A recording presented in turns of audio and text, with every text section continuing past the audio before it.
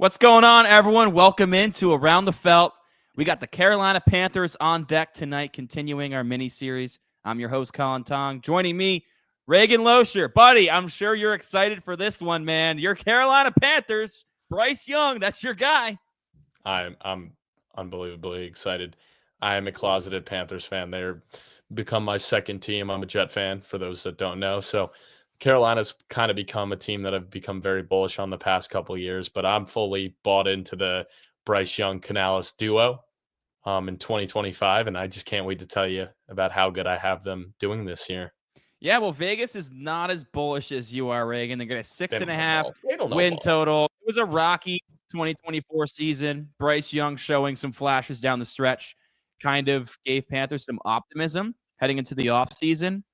They're projected to face the 7th easiest schedule in football this year, which certainly helps. Some key additions: Trevon Merrick at safety, Rashawn Wharton, Patrick Jones, and their first-round pick, Tet McMillan. Still kicking myself for changing that last minute out of my mock draft. I knew it was going to be Tet.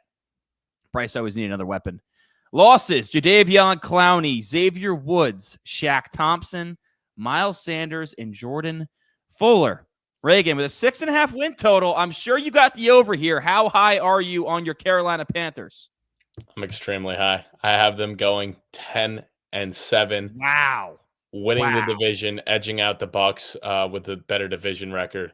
I'm unbelievably high on them. I am so bought into the Canales Young duo.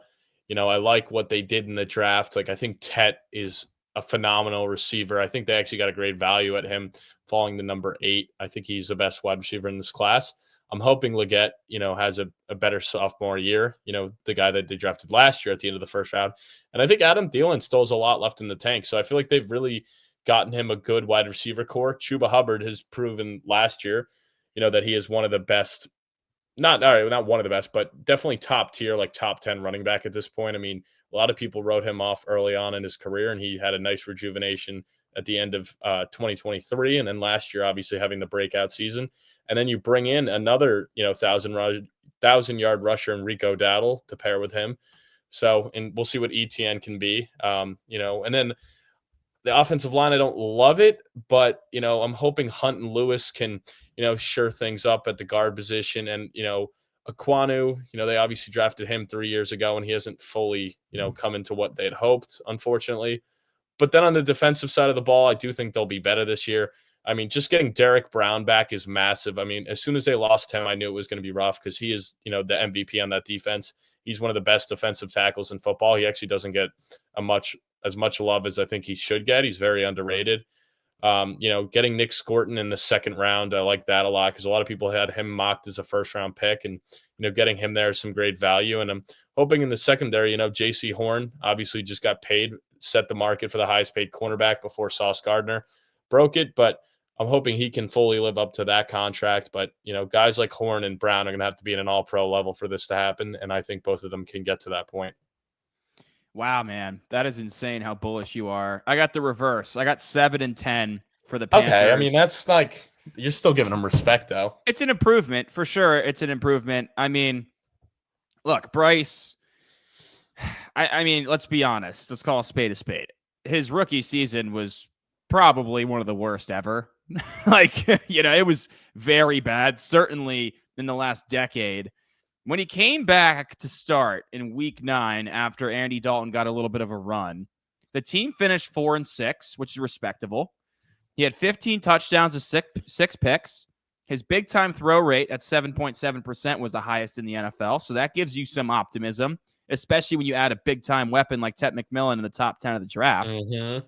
However, 3 of those 4 wins were in overtime. That's tough to replicate. I mean, you like that Bryce Young has the ice in his veins to get the job done in OT, but I don't know. It's not like they were beating down teams when they were getting those wins. They were squeaking by. The offensive line that you mentioned, it's not terrible. It's not good.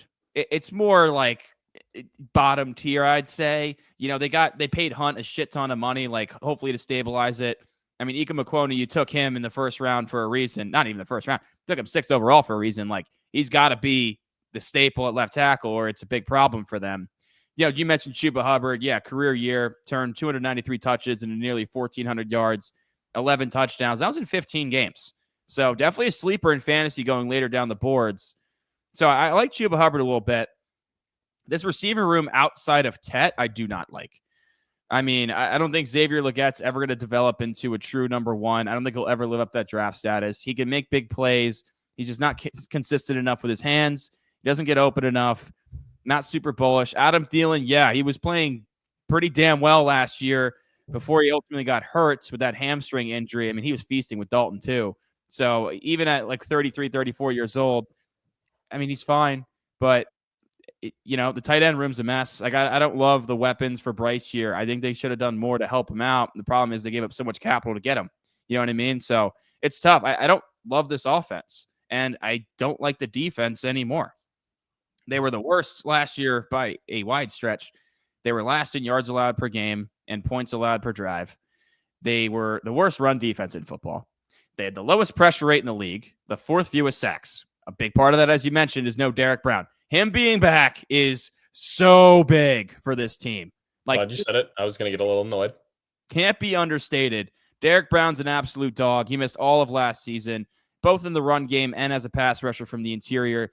We talk about it all the time, man. It's hard to find those guys on the interior that can be elite in both aspects of the game. Derrick Brown's one of the few. So him being back could be a reason that they overexceed expectations here. And Patrick Jones, don't sleep on him. Had 7 sacks in Minnesota last year. So sneaky addition to this team. You mentioned Nick Scorton, who they took out of A&M. He gained some weight at A&M and kind of tried to play bigger, but he lost some explosiveness that he had at Purdue. I think he's going to cut down like to what he was at his combine weight. Like, that's good for him because he's more of a speed rusher, and they need that off the edge, man. I mean, they brought in Jadeveon Clowney to be like, oh, a good homecoming, like he's always want to play for the Panthers, Carolina guy. That was never going to work. He was never going to be a stud for this team. Hopefully Scorton can live up to that alongside Derrick Brown. The secondary, yeah, J.C. Horn finally was healthy. That's the big thing with Horn, man. Can he be on the field? Because he played 15 games last year and was a Pro Bowler and got paid like it, right? He was 17th in yards allowed per coverage snap. So living up to that draft status, getting picked right after Pat Surtain a couple years back, in the top 12, he should be a stud. He's got to stay on the field because outside of him at corner, it's looking bad, like really bad. And then, Trevon Merrick, who they brought in, actually very underrated signing. They paid him a good amount of money, but he's particularly well in the run game, second amongst DBs and run stuffs last year. So he'll fill the box a little bit, help out this very porous run defense. For me, I like Canales. I tell you what, you got to tip the cap to his balls to bench Bryce Young early last year because he probably got the job thinking you're the guy that's going to fix him. And, maybe he did. Maybe he did because Bryce Young did a lot better the second half of last year. Problem is he's still I'm not fully bought in on Bryce Young as a franchise caliber quarterback at this point. I don't think he has a lot of help around him. Not enough yet to make the playoffs. And for me, this defense is not going to make enough strides to getting a winning record for Carolina in 2025. So I'm sorry, man. I know you got your Panthers winning this division at 10-7. I got 7-10. Improvement, but not quite good enough.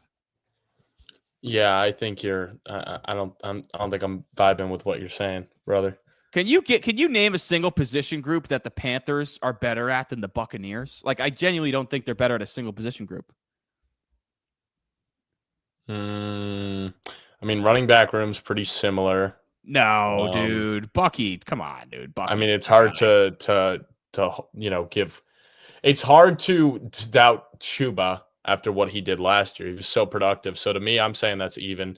I mean, plus they get Rico Dowdle. He's a 1,000-yard rusher last year. All right, someone had to get the carries in Dallas. Right. Like, they let him go for a reason, man. Like, still can't take it away from him.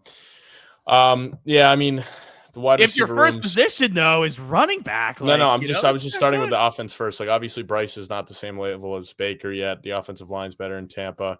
Wide receiver room is just so unproven in for the Panthers right now. Like, it really depends on how Leggett becomes, but yeah, obviously the Bucs clear, and then the defensive side of the ball. I mean, D lines.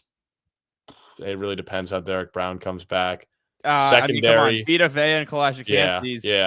Yeah. Now, I mean, the secondary, I lean the Panthers right now just because J.C. Horn but then they J.C. got Horn, Winfield. yeah. It's pretty J.C. Horn's the even. best corner for both teams for sure. So Antoine it's pretty Winfield's the best safety. even.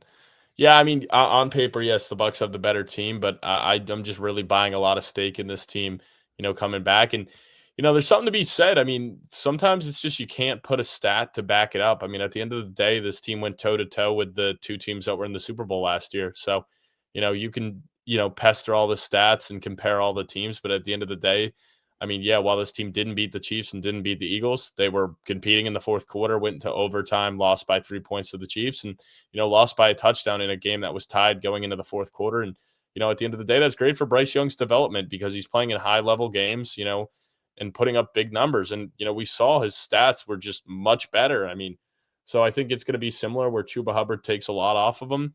And, they're not going to force him into being this crazy pocket passer, and they're going to work to his strengths. So I'm buying a lot into his development. And he's a guy I'm also targeting in fantasy. I mean, we can get into that a little bit later, but I think he's got to use his legs a lot as well this year. So yeah, dude, he really did show some flashes with the run game. But also, I mean, absolutely. The schedule's a lot easier too. You highlighted it. They have the seventh easiest schedule, and that's they're a benefactor of being so bad last year. You have a much easier schedule where the Bucks won the division. They're playing all the top teams in the other divisions. Like you look at the Panthers schedule, like the Jaguars, Cardinals, Falcons, Patriots, Dolphins, Cowboys, Jets. Then they got the Bills, their first playoff teams, then the Packers, but then the Saints, Falcons, Niners, Rams. I mean, they only have 5 games against playoff teams this year from last year. While, Seattle, I think, will be worse. The Niners will be better. I mean, still 5 of their 17 games are against playoff teams. So it's a very cupcake-ish schedule. So while maybe I sound high on 10 wins, I don't know. I think there's a lot of games they can win, and we saw they can compete with some of the top-level teams. Okay. That's valid. So who's your MVP for the Carolina Panthers? Bryce Young. Is your boy Bryce Young? Bryce Young, for sure. I mean, he's got to build off of last year, and the stats aren't like off the charts or anything. I mean, he only played what did he end up playing last year? I think he played 12 games. That sounds right. That sounds right. 14. I mean, he played 14, but I know he got subbed in and out. But anyway, I mean, 2,400 yards, don't love that, but 15 touchdowns passing, 9 interceptions, but he did have 6 rushing touchdowns. So, I mean, a 21 touchdown ratio to 10 turnovers isn't bad. I mean, the 2-1, you'd like to see that go up more. I'd like to see him be pushing 30 touchdowns this year between passing and rushing. And down the stretch was really when he figured it out. Like, really, honestly, that Giants game on was when it all clicked. I mean, he only had 3 turnovers. All right. That was the 3 interceptions, and then 1, 2, 3, 4, 5, 8, 10, 12. So 12 to 3 passing. And then he also added another 5 6, 5 on the ground. So he was down the stretch when he took over for the Giants. He had 17 touchdowns to 3 turnovers, and that's in a 8-game sample size. So he was lights out in the last 8 games, 17 to 3. I mean, that's like MVP level good. Obviously, he's not close to an MVP candidate yet, but that's the stuff you see Josh Allen go on big streaks of that, and Jalen Hurts and Patrick Mahomes and Joe Burrow, where it's like they're putting up big touchdowns and they're not turning over the ball. So that was incredible. You'd like to see it be more because at the end of the day, that's an 8-game stretch. So that's really only averaging slightly over 2 touchdowns a game, but still clear improvement in taking care of the ball. And at the end of the day, if you can take care of the ball and not turn it over, your team's going to be in games. Yeah, my MVP is the same guy as my decoy, and it's welcome back, Derrick Brown. This team needs you so bad. They need him to stop the run. They need him to get after the passer. They need him to do everything and be Superman for this defense. He's the best player on this defense, in my opinion, even better than J.C. Horn.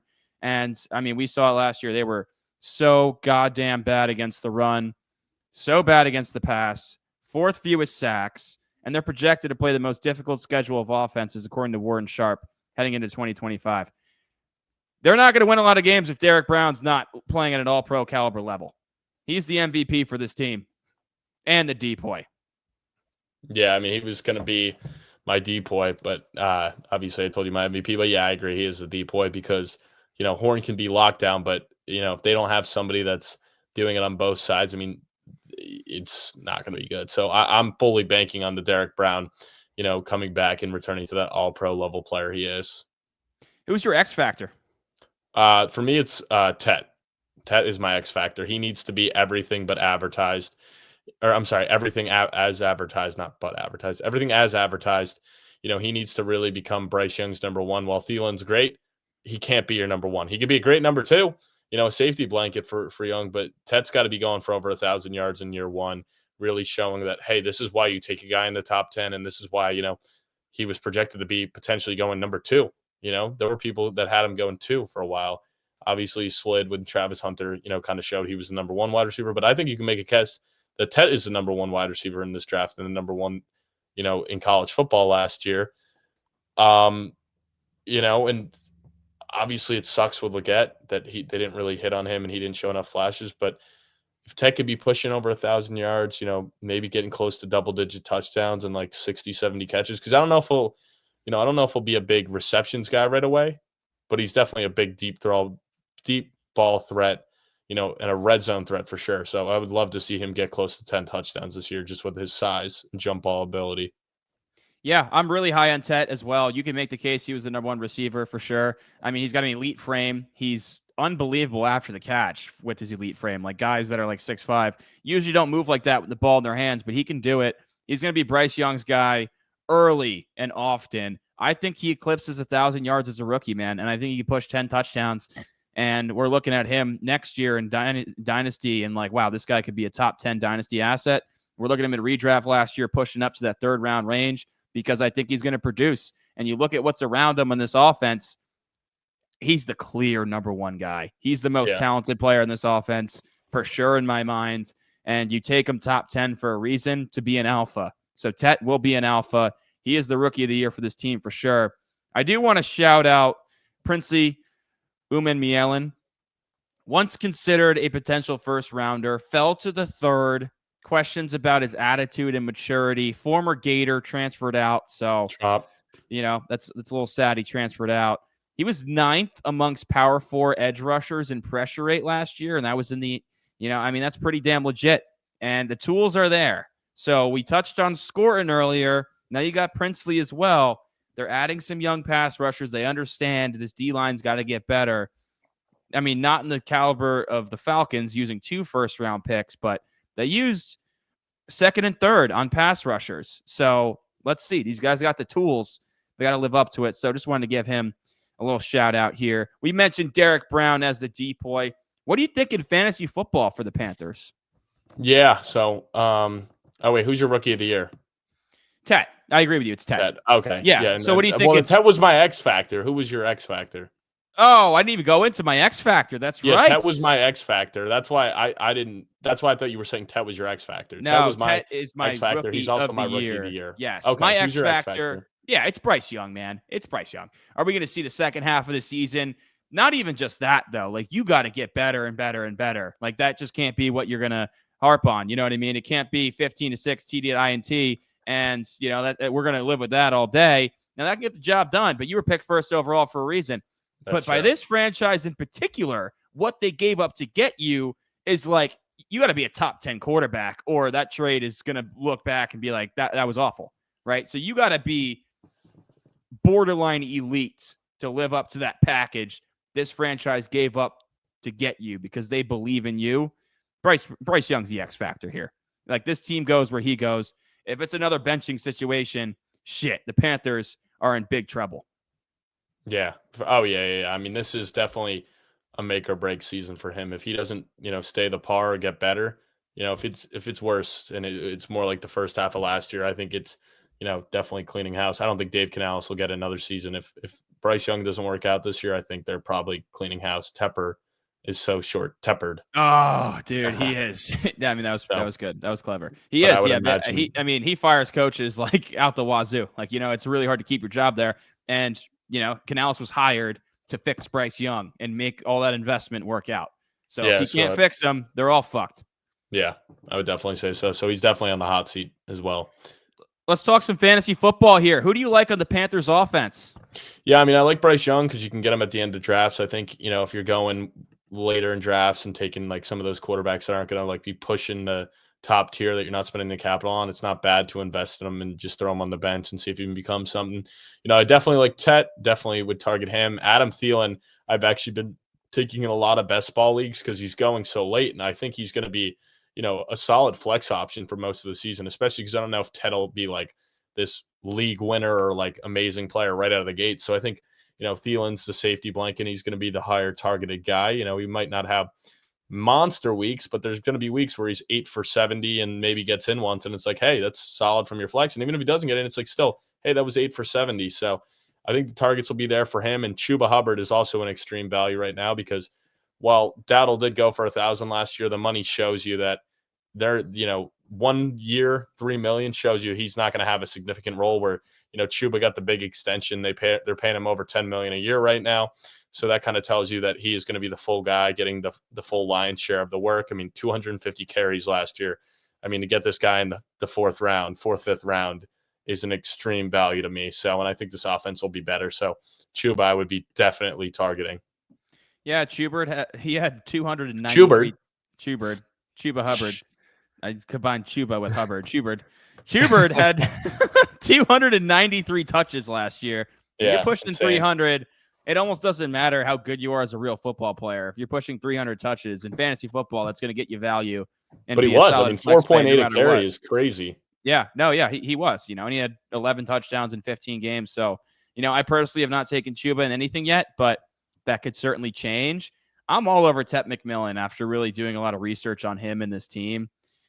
I mean, I think his production at Arizona speaks for itself. The frame, the ability after the catch. He's going to be the red zone guy. Bryce, really good at hitting back shoulder throws. I think he's going to hit Tet with a ton of those with that frame. I think Tet's going to go for over 1,010 touchdowns as a rookie. And I think where he's going in drafts right now is an insane value. Yeah, and I'm looking right now. Yeah, Chuba's going as an early fifth in half-point PPR leagues, and I'm going to pull up where Tet is going. And like I said, Thielen, I think, is an incredible value as well. Yeah, I'm taking Tet as the wide receiver 2 or 3 in best ball drafts right now and not thinking twice about it. Yeah, Tet's going in at 86, so that would be, 60 would be fifth. That is a steal at 86. Yeah, he's going what platform is that? Half point ESPN. So he's on ESPN drafts. He's going like late 7th, early 8th. So I think that's a great value there. That is phenomenal value. Solid wide receiver 2 and maybe wide receiver 1. I mean, we see rookie wide receivers ball out, but also you got to be patient with these guys too because we've seen in so many years where like guys like they have a couple slow starts and all of a sudden they just take off. Like Chase, Jefferson, even Neighbors last year, Brian Thomas. Like they didn't take off the first couple weeks and all of a sudden they just exploded. Yeah, and when you take guys top 10, that's what you're banking on. You don't usually see a top 10 pick at receiver being drafted that late in fantasy drafts too. So maybe they're a little concerned about the offense as a whole, but for me, it's like this guy's going to get a ton of targets. He has to. Like they need him to. Like Jalen Coker is a fine player, undrafted last year. Legette's never going to be an ultra targeted guy. Thielen, yeah, he's a solid player, but I still see him only getting 5 or 6 targets a game. Tet's the number one option here. He's the number one option here. For sure. Wow, I guess I'm higher on Thielen than you are. No, I did take Thielen in a best ball draft, so like I'm not fully out on Thielen. It's just tough. I just think he's just solid, like to pick up late in drafts and like late in drafts. He's going to be consistent and like he's just a solid like second flex. Like he's definitely a guy you want to throw on your bench and like there's going to be weeks where you have injuries and stuff and you're like, I just need a consistent 10 points and I think he can be that guy. Like he's not going to win you a week, but he also can be a nice safe play. That's valid. That's fine. Panthers fans, hit our comments. Let me know why I am way off on your team and Reagan is so on point that, yes, the Panthers are back in the playoff picture in 2025 and Bryce Young is the answer at quarterback. Yes, sir. Sprinkle those MVPs. Sprinkle those MVPs, everybody.